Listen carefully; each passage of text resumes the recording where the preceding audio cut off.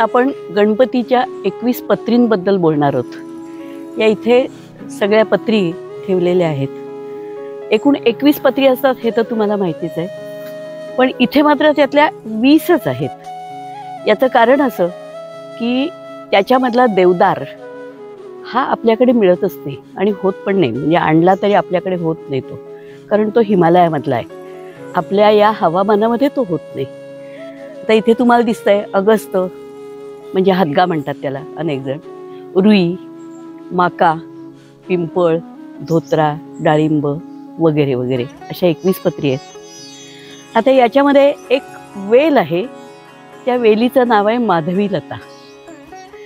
ही माधवी लता याच्या नावाखाली अनेक जण मधुमालती देतात, पण मधुमालती नाही, त्यात माधवी लता आहे। ही वेल आपल्याकडे रानामध्ये मिळते आणि प्रचंड मोठी वेल होते ती, म्हणजे एखाद्या वृक्षासारखा तिचा बुंदा होतो आणि ती इतकी वाढते की एखाद्या उंच झाडाच्या शेंड्यावरती गेली की ती दुसऱ्या झाडाच्या शेंड्याला पकडते आणि एका झाडावरून दुसऱ्या झाडावरती अशी उड्या मारत जाते, ती अशी वाढत जाते। अगदी आपल्याकडे पुण्याजवळ शेडाडी तुम्हाला माहिती असेल, तिथे एक वेल आहे यातली, म्हणजे मी स्वतः ती बघितलेली अशी मोठी वेल। गणेश चतुर्थीच्या पूजेमध्ये जेव्हा गुरुजी तुम्हाला पूजा सांगतात प्रतिष्ठापना करताना, त्यावेळेला या सगळ्या पत्रींची नावं घेतात।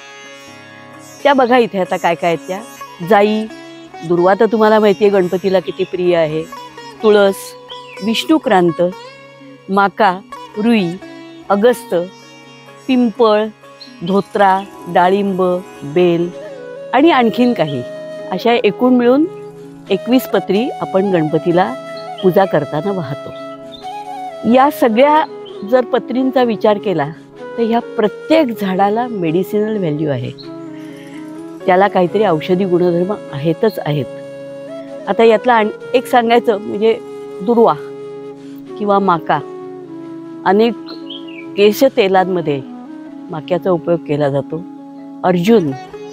अर्जुनाची जी साल असते त्याच्यापासून अर्जुनारिष्ट करतात आणि त्याचा उपयोग तुमचं हृदयाचं दौर्बल्य कमी होण्यासाठी म्हणून केला जातो।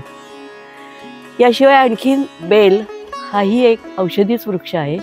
पण थोडक्यात काय की या सगळ्या पत्री औषधी आहेत आणि आपलं निसर्गाशी जे सहजीवन आहे हेच याच्यामधनं सिद्ध होतं।